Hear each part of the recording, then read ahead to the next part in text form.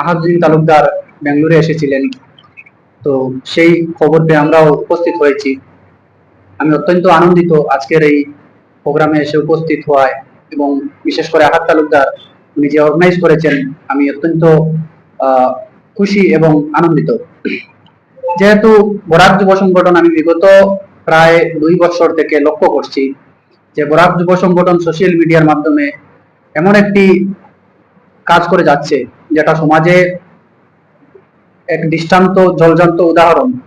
কারণ সমাজসেবা সহজ নয়। সমাজসেবা এমন একটা কাজ যেটা সমাজের সকল মানুষ উপকৃত হন, এবং গরিব দুঃখী মানুষের জন্য বরাক যুব সংগঠন বিভিন্ন দিন থেকে যেভাবে কাজ করে যাচ্ছে, অত্যন্ত আনন্দিত আমি।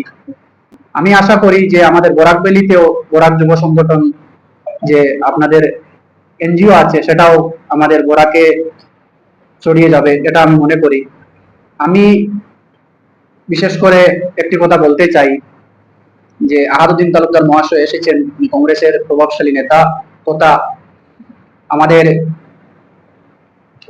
বরাকে ওনার অত্যন্ত অবদান এবং ওনার সমাজ সেবায় উনি যেভাবে সমাজের মানুষের জন্য দিন রাত একাকার করে মানুষের সেবায় নিয়োজিত আছেন, তো ওনার কাছে আমি বরাক যুব সংগঠন যেহেতু একটি সংগঠন, সেই সংগঠন সহযোগিতা ছাড়া সম্ভব নয় একটি সংগঠনের কাজকর্ম।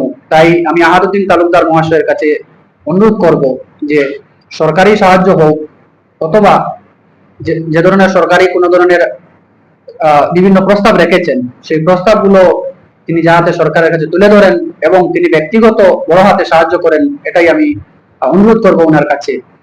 বিশেষ করে উনি সমাজ সেবায় জড়িত আছেন, এবং আমি বরাক যুব সংগঠনকেও আমি অনুরোধ করব যে ওনার পাশে থাকার জন্য।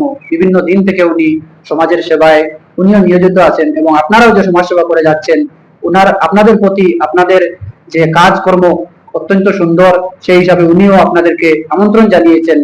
আজকে একটি রেস্টুরেন্টে বসে আমরা, একটি হোটেলে বসে আমরা আজকে গেট টুগেদার করতে পারছি, সেটাই মানে ওনার জন্য সম্ভব হয়েছে। সেজন্য আমি অত্যন্ত ধন্যবাদ জ্ঞাপন করছি। এই বলে আমি আমার সংক্ষিপ্ত বক্তব্য এখানে সমাপ্ত করছি।